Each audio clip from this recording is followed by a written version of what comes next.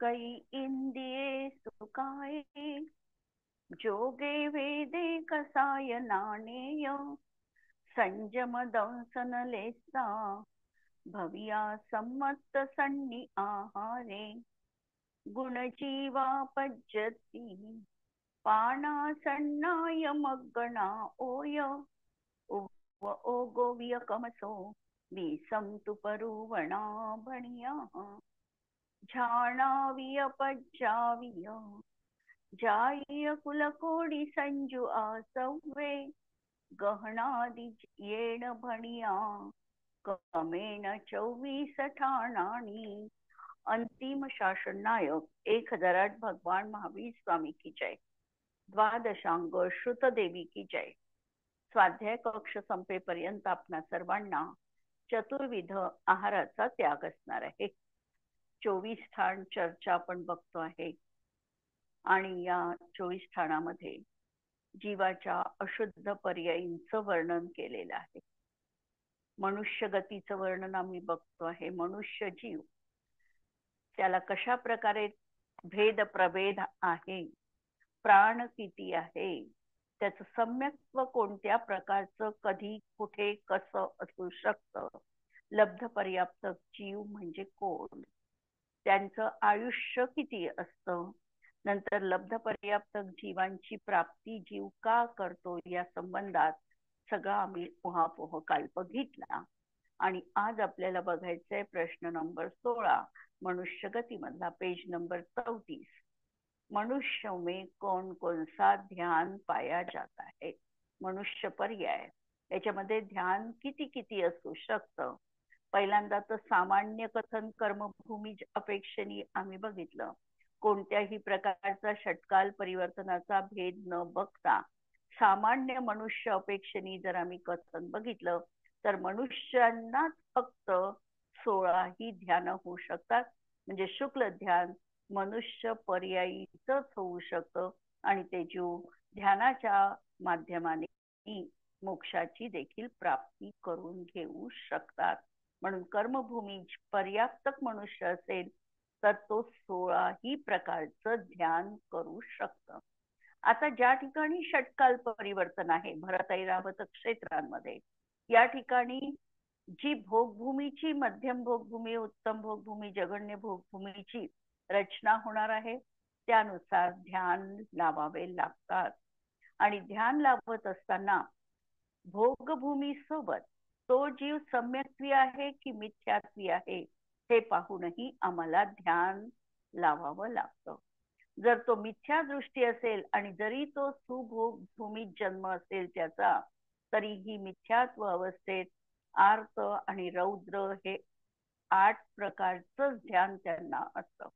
भोगभूमीत जन्म झाला म्हणून धर्मध्यान तिथे राहील, मंद परिणाम आहे आणि मंद परिणाम आहे म्हणून धर्मध्यान राहील असं होऊ शकत नाही.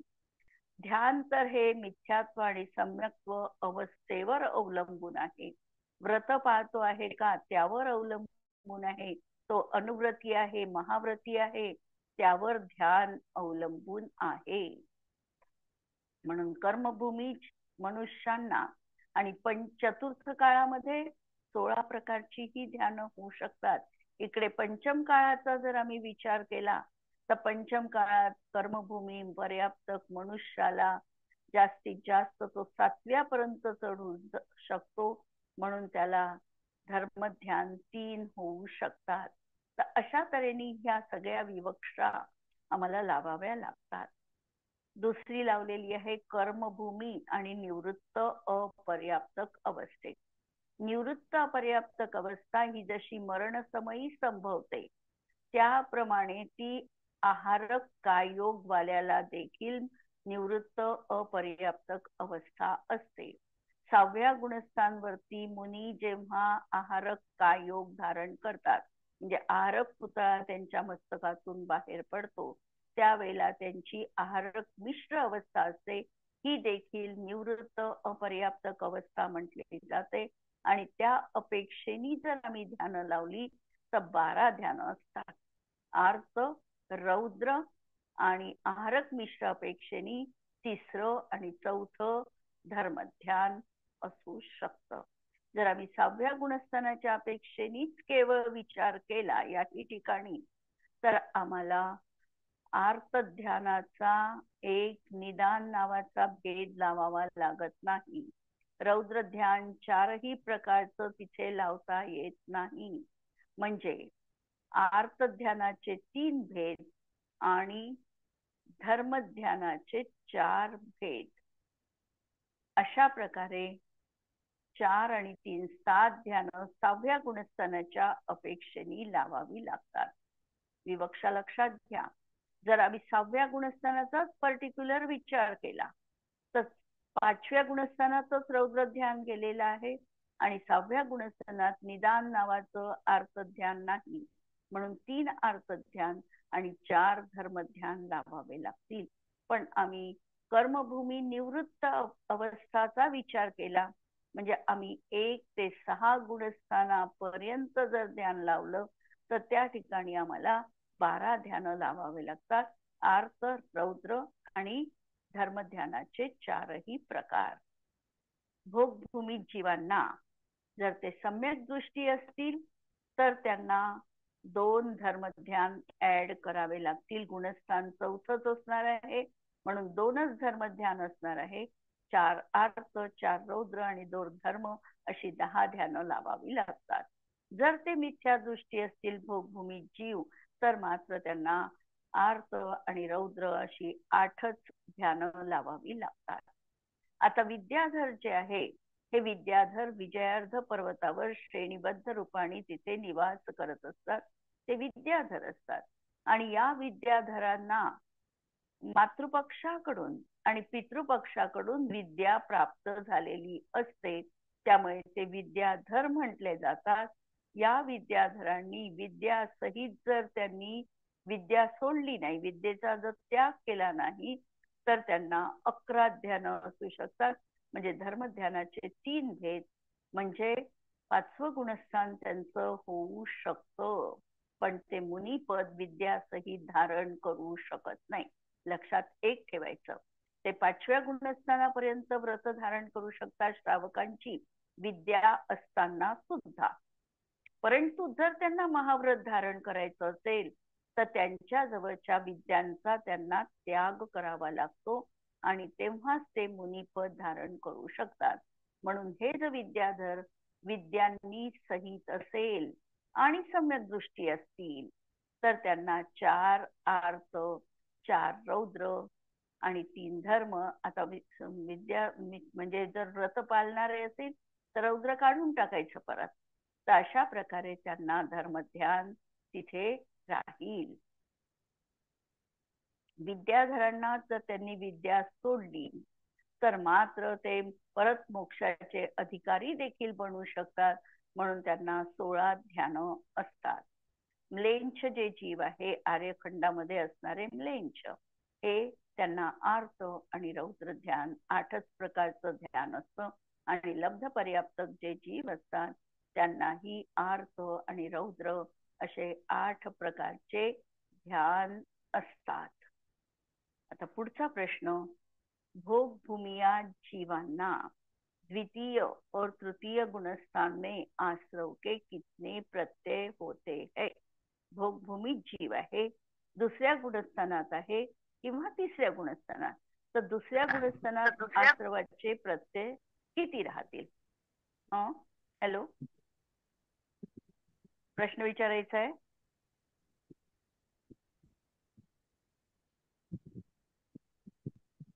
आता दुसऱ्या गुणस्थानात भोगभूमीमध्ये जो जीव आहे त्याला आश्रवाच्या प्रत्ययांपैकी किती प्रत्यय राहतील? आश्रवाचे प्रत्यय आहे 12 अविरती आणि 24 कशा असतील? एक नपुंसक भेद नाही आणि योग मध्ये 4 मनाचे, 4 वचनाचे आणि 3 औदारिक भोगभूमीच राहतो. औदारिक मिश्र आणि कारमान. असे 3 योग राहतील. म्हणजे एकूण त्यांना 47 प्रत्यय दुसऱ्या गुणस्थानात राहील. आणि तिसऱ्या गुणस्थानात तो जीव असेल तर त्याला काय काय कमी होईल किंवा वाढेल? त्याला तिसऱ्या गुणस्थानात मग कषाय कमी करावे लागतील, अनंतानुबंधी गेले, आणि मिश्र आणि कार्बन जाईल. मिश्र आणि कार्बन योगामध्ये मिश्र आणि कार्बन हे 2 योग कमी करावे लागतील. म्हणजे 4 कषाय आणि 2 योग असे 6 कमी करावे लागतील 47 मधून. म्हणजे त्यांना 41 आश्रमाचे प्रत्यय राहतील. म्हणजे हा जीव आपल्याला तिसऱ्या गुणस्थानात मरण कुणाचंही संभवनीय नाही, म्हणून मिश्र आम्हाला कमी करावा लागेल. आणि दुसऱ्या गुणस्थानात मरण संभवनीय आहे, म्हणून त्या ठिकाणी आम्हाला मिश्र आम्ही सोडलेलं आहे. सामान्य मनुष्यांच्या अपेक्षेने भोगभूमीज मनुष्यांमध्ये काय विशेषता असणार आहे?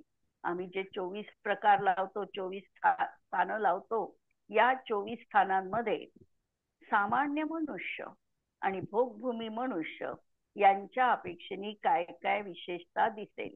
आम्ही मूळ ओरिजिनल चार्ट पाहून त्यावरून सांगायचा प्रयत्न करू. गती, तर गती तर दोघांचीही कोणती गती राहणार आहे? मनुष्य गतीच राहणार आहे. नंतर काय कोणतं राहणार आहे त्यांचं? इंद्रिय. इंद्रिय किती राहणार आहे? तर दोहोंनाही पंचेंद्रिय वालेच आहे, म्हणजे तिथेही फरक नाही.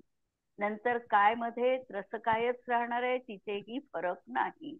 आता योगामध्ये मात्र फरक पडणार आहे कर्मभूमीज आणि भोगभूमीच्या अपेक्षेने. काय फरक राहील योगामध्ये? आहारक नसतील भोगभूमीमध्ये. भोगभूमीमध्ये नपुंसक वेद नसेल. वेदामध्ये नपुंसक वेद नाही, आणि योगामध्ये आहारक द्विक काय योग राहणार नाही. वेदामध्ये नपुंसक वेदवाले ते राहणार नाही. कषायांमध्ये काय फरक पडेल? आता जो वेदात फरक पडला तोच कषायात फरक पडेल. नपुंसक वेद कमी होईल, नपुंसक म्हणून त्यांना कषाय 25 पैकी 1 नपुंसक वेद कमी, म्हणजे 24 कषाय तिथे राहतील. सामान्य मनुष्याला 25 कषाय राहतील. बरोबर? सामान्य मनुष्याला 25 कषाय राहतील, आणि भोगभूमीजला नपुंसक वेद कमी राहील, म्हणून नपुंसक वेद तिथे 24 कषाय त्यांना राहतील. ज्ञानामध्ये काय फरक पडेल? 3 ज्ञान असतील. 3 ज्ञान त्यांना असतील, आणि इकडे सामान्य मनुष्याला 5ही ज्ञान होऊ शकतात. मनपर्यय केवल ज्ञान होऊ शकतं, म्हणून हा फरक राहील. संयमामध्ये कोणता फरक पडेल? भोगभूमी जीव असंयमीच आहे, भोगभूमी जीव असंयमीच आहे. आणि सामान्य मनुष्यामध्ये असंयम, नंतर देश संयम, सामायिक, छेदोपस्थापना, परिहार, विशुद्धी, सुख संपरा, यथाख्या, सगळे संयम, 7ही संयम सामान्य मनुष्यांना होऊ शकतील. भोगभूमीमध्ये मात्र तो जीव असंयमीच राहील. नंतर दर्शनामध्ये काय फरक पडेल? 3 दर्शन कुणाला राहील? भोगभूमीवाल्यांना राहील, आणि इकडे 4ही दर्शन राहील, म्हणजे यांना केवल दर्शन होणार नाही. लेशा सामान्य अपेक्षेने सामान्य मनुष्याला काही लेशा असतील सामान्य मनुष्याला, तिकडे आणि भोगभूमीवाल्याला शुभच राहील. 3 शुभच राहील पर्याप्त अवस्थेत, आणि अपर्याप्त अवस्थेत 1 कापोत लेशा राहू शकते. 1 कापोत लेशा राहू शकते. अशा 4 लेशा अपर्याप्तकाच्या अपेक्षेने, पर्याप्तकाच्या अपेक्षेने 3 शुभलेशा. गुणस्थानाच्या अपेक्षेने 4 पहिले 4 भोगभूमीवाल्यांना, आणि सामान्यांना 1 ते 14. पण उपयोग भोगभूमीजवाल्यांना 3 आणि 3 6 मन नाही 3 आणि 1 6 उपयोग 2 आणि 1 भोगभूमी. हा उपयोग 6 इकडे राहतील आणि इकडे इकडे पूर्ण राहतील 12चे. 3 कमी राहतील.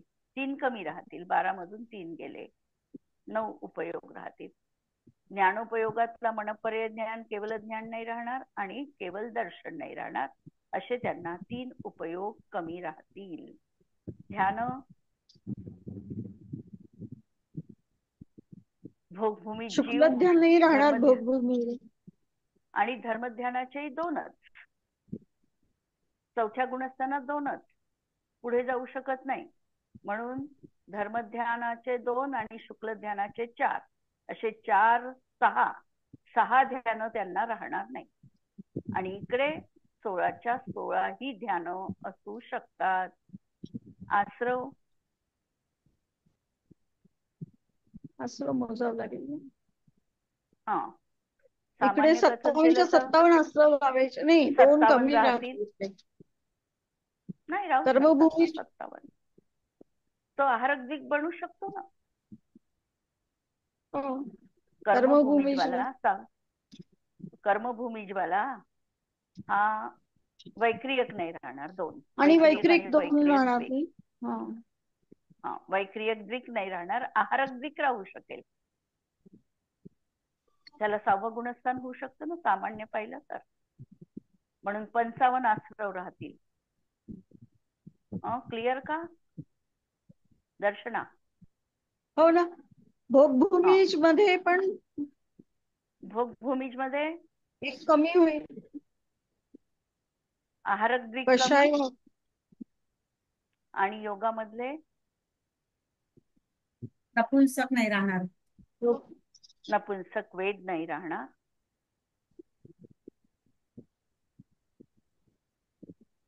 आणि वैक्रियक पण नाही राहणार ना भोगभूमीजवाल्यांना पण. हो ना. इकडे कर्मभूमीज मनुष्य सुरू आहे ना, तर वैक्रिक पण नाही राहणार. वैक्रियक पण नाही राहणार. इथे पण बरोबर आहे. तिथे वैक्रियक नाही म्हणून इथे वैक्रियक काढलं नाही. कारण सामान्य दोन्ही ठिकाणी नाही म्हणून फरक पाहायचा आहे ना. तर ठीक आहे. अशा तऱ्हेने भोगभूमीज आणि सामान्य मनुष्यांमधला विशेषता आपण बघितली. यावर काही प्रश्न की क्लिअर झालेला आहे हे प्रकरण?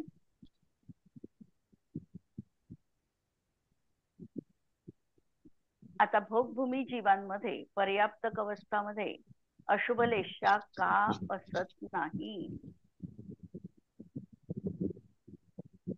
अशुभलेशा भोगभूमी जीवांना पर्याप्तक अवस्थेत का असत नाही बा? तर पर्याप्तक अवस्थेत त्यांचे परिणाम मंद असतात, तीव्र कषाय त्यांच्या जीवनात नसतात आणि म्हणून 3 अशुभलेशा तिथे असत नाही. सामान्य मनुष्यांच्या अपेक्षेने लब्ध पर्याप्तक मनुष्यांमध्ये काय विशेषता आहे? परत तुलना आपल्याला करायची आहे. सामान्य मनुष्य आणि लब्ध पर्याप्तक मनुष्य. परत यांच्यामध्ये योगामध्ये आपल्याला फरक करावा लागतो. योग मार्गणेमध्ये योग वेद पुष्कळ ठिकाणी आहे फरक. 14 दृष्टींनी फरक दिलेला आहे. पहिल्यांदा तर योगामधला फरक. तर योगामध्ये फरक 4 वचन नाही राहणार. 4 मनाचे 4 वचनाचे राहणार नाही. आणि मिश्रच राहील. मिश्रच राहील म्हणजे औदारिक काय योग पण औदारिक राहणार मिश्र. नाही. वैक्रिक नाही औदारिक राहणार. मिश्रच राहील. ते तर बरं पहिले मनुष्य असल्यामुळे ते पहिलेच निघालेले आहे. फरक पाहायचा आहे ना. तर वैक्रियक द्विक तर आपण पहिलेच काढलं ना. सामान्य मनुष्य घेतला आणि लब्ध पर्याप्तक. त्यामुळे वैक्रियक द्विक तर पहिलेच निघालेला आहे. त्यामुळे इथे आता औदारिक मिश्रच राहील.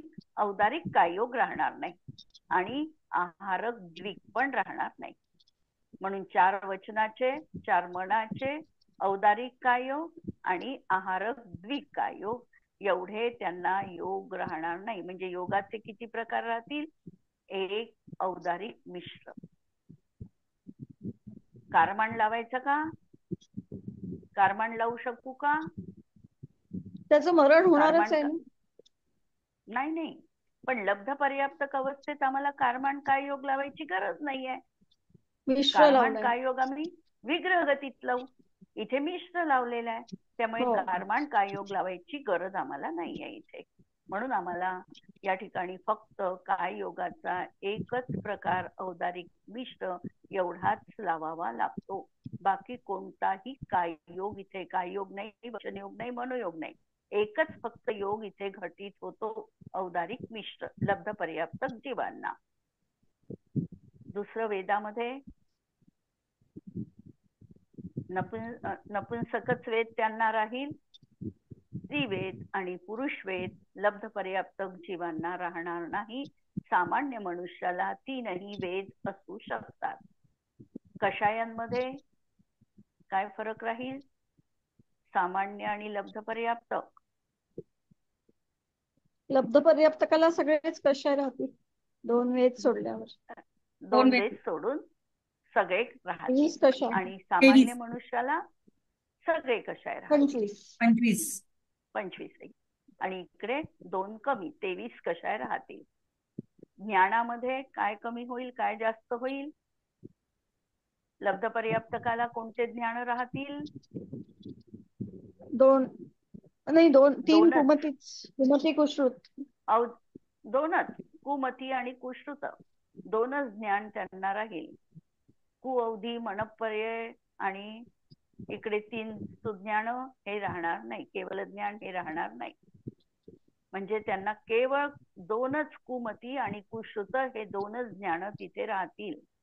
संयमामध्ये ते जीव कसे राहतील लब्ध पर्याप्तक? असंयमीच राहतील, असंयमी. दर्शनामध्ये 2च दर्शन, 2च दर्शन, चक्षु आणि अचक्षु. अचक्षु दर्शन आहे आणि चक्षु दर्शन पण लब्धी रूपाने आहे, पण चक्षु इंद्रियाची पूर्ती मात्र होणार नाही. लेशा अशुभ लेशात तिथे असतात. सम्यक्त्व मिथ्यात्वच राहील, दुसरं कोणतंही नाही. सासाधन नाही, कोणतंच नाही. गुणस्थान पहिलंच राहील, मिथ्यात्व पहिलंच राहतील. पर्याप्ती लब्ध पर्याप्तक जीवाला 2च पर्याप्ती होती. नाही, तसं साही लावायच्या. सुरुवात झाली या अपेक्षेने साही सुरुवात झाली आहे ना, पण पूर्णतः शरीर पर्याप्ती पण पूर्ण नाही झाली, नाही होत, म्हणून तर लब्ध पर्याप्तक आहे ना.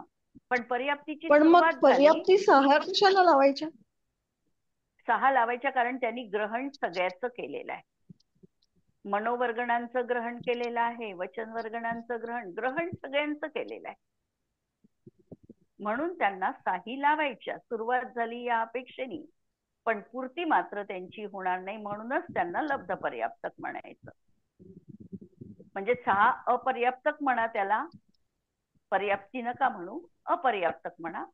कारण त्यांना कोणत्या नामकर्माचा उदय आहे? अपर्याप्तक नामकर्माचा उदय आहे. अपर्याप्तक नामकर्माचा उदय आहे. एका दृष्टीने पाहिलं तर साही पर्याप्तीची सुरुवात झालेली आहे, पूर्ती एकही होत नाही. अशा प्रकारचं त्यांचं पर्याप्ती बाबत लावायचं.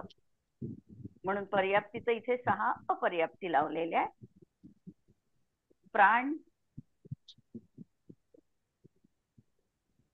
प्राण्यांच्या बाबतीत 3 प्राण कमी करायचे, 7 प्राण लावायचे. इथे ही सुरुवात सगळ्याची झालेली आहे.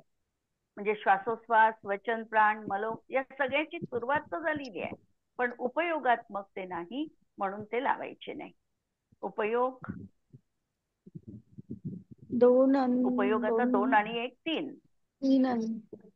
3च उपयोग राहतील, 3च उपयोग. कुमती कुश्रुत आणि नाही 4. कुमती कुश्रुत, चक्षु आणि अचक्षु असे 4. 5 पाहिजे, 5 ना? 5 नाही, 4. कुमती कुश्रुत, चक्षुदर्शन आणि अचक्षुदर्शन. ध्यान आर्तरौद्रच राहील. धर्म ध्यान, शुक्ल ध्यान असणार नाही. आश्रवामध्ये मग आता ते परत 5 आणि 12 आश्रवामध्ये मिथ्यात्व आहे, 17 अविरती आहे. कषायामध्ये किती 23 कषाय आहे आणि योगामध्ये एकच योग आहे. 2 योगा कोणते 2? योगामध्ये किती योग आहे? मिश्र, फक्त औदारिक मिश्र एकच राहील ना? एकच लावायचा. बर. हा, वर जो आपण एक लावला योगामध्ये तोच योग इथे लावायचा. अशा तऱ्हेने लब्ध पर्याप्तक आणि सामान्य मनुष्यांमधला आपण फरक पाहिला. आता नंतरचा प्रश्न आहे परत, सामान्य मनुष्य आणि विद्याधर यांच्यामध्ये काय विशेषता आहे? विद्याधरांमध्ये विद्या सोडल्यानंतर विद्याधर मनुष्यांचं सगळं कथन सामान्य मनुष्याप्रमाणे लावायचं. त्यांनी जे विद्येचा त्याग केला तर विद्येचा त्याग केला तर ते 14व्या गुणस्थानापर्यंत जाऊ शकतात, मोक्ष प्राप्त करू शकतात. म्हणून त्यांचं कथन सामान्य मनुष्याप्रमाणे लावायचं. पण त्यांनी जर विद्येचा त्याग केला नाही तर मात्र सामान्य मनुष्य आणि विद्याधरांमध्ये फरक दिसतो. आणि तो फरक परत याच अपेक्षेने आपल्याला लावावा लागतात की ते 5व्या गुणस्थानाच्या वर जाऊ शकत नाही. त्यामुळे त्याच्यात फरक दिसणार आहे. हा फरक आता योग मार्गणेमध्ये दिसेल. योग मार्गणेमध्ये त्यांना कोणती योग मार्गणा होणार नाही? आहारक दिक. आहारक नाही होणार. आहारक द्विक. हा, आहारक द्विक नाही होणार. ज्ञानामध्ये कोणते ज्ञान होणार नाही? मनपर्याय आणि केवल. मनपर्याय आणि केवल नाही होणार. संयमामध्ये कोणतं होणार नाही?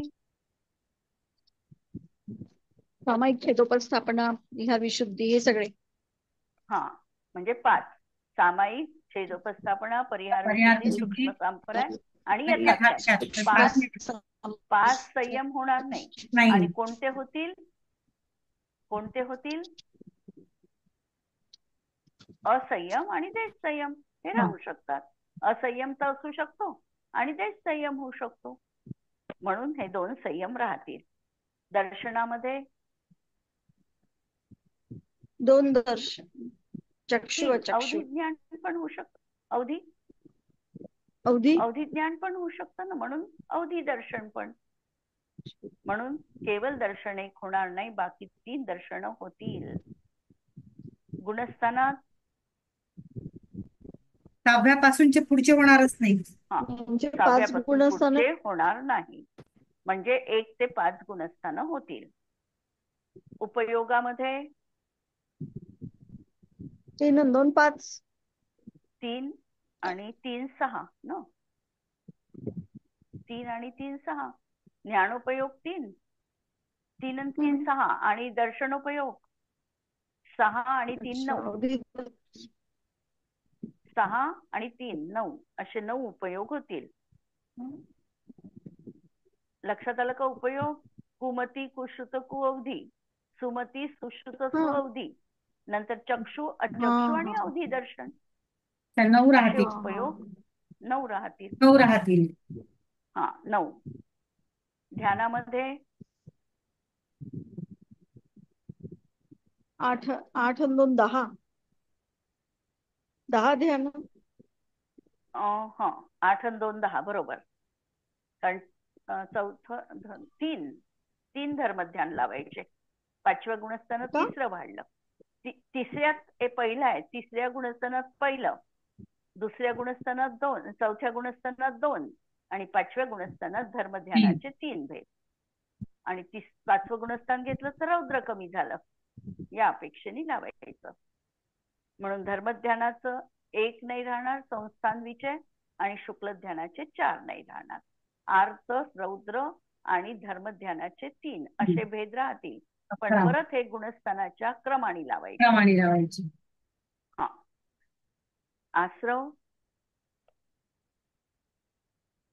आश्रवामध्ये परत आहारक दिग संबंधी आश्रव होणार नाही.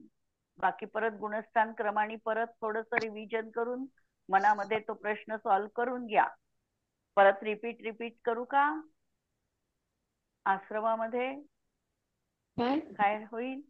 आश्रव समजा आता विद्याधर आहे, 4थ्या गुणस्थानवरती आहे किंवा 5व्या गुणस्थानवरती आहे. विद्याधर 5म हो. गुणस्थानवरती आहे, तर त्यांना तत्व नाही. आश्रवाचे किती भेद राहतील? 4थ्या गुणस्थानात असतील तर सगळे अविरती आहेत, मिथ्यात्व गेलं. आणि हा. कषायामध्ये 4 अनंतानुबंधी गेले समजून आणि गेले. वेद गेला वाटते 1. नपुंसक वेद जाईल. वेद नाही नाही नाही नाही, वेद नाही काढायचा. वेदामध्ये आणि तिन्ही सांगितले आहे. वेद तिन्ही सांगितले आहे, कारण वेदात फरक नाही आहे. आणि योगामध्ये वैक्रिक द्विक आणि आहारक द्विक काढले. हा. तर झाले किती? 12 आणि 21,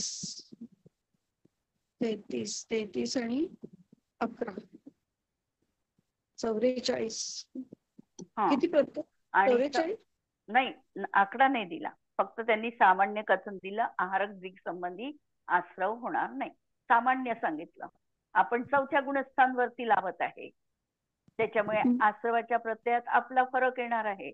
आपण मिथ्यात्व नाही लावलं इथे, अविरती लावलेली आहे, पण मिथ्यात्व 5 आपण सोडलेलं आहे. अनंतानुबंधी कषाय कमी केलेला आहे आणि योगामध्ये आपले नेहमीचे नॉर्मल लावलेले आहे. आणि 5व्या गुणस्थानवरती तोच जीव घेतला आपण, समजा विद्याधर विद्यासहित, तर परत त्या आश्रवांमध्ये आम्हाला फरक करावा लागतो. अप्रत्याख्यानजनित आम्हाला तिथे कषाय लावावे लागणार नाही. म्हणजे 8 आणि एक 9 अविरती. असे. अविरती पण एक कमी होईल. तसं काही जीवाच्या हिंसेचा त्याग, ही पण तिथे एक अविरती कमी होईल. अशा प्रकारे आश्रमांमध्ये देखील आम्हाला फरक करता येईल. तर आता ही मनुष्य गती आपली संपलेली आहे आणि यावर काही कुणाला प्रश्न असेल तर उद्याला पण आपण पाहू. जर प्रश्न असेल तर पहिले प्रश्न विचारू, अन्यथा देवगतीचं वर्णन आपण सुरू करू.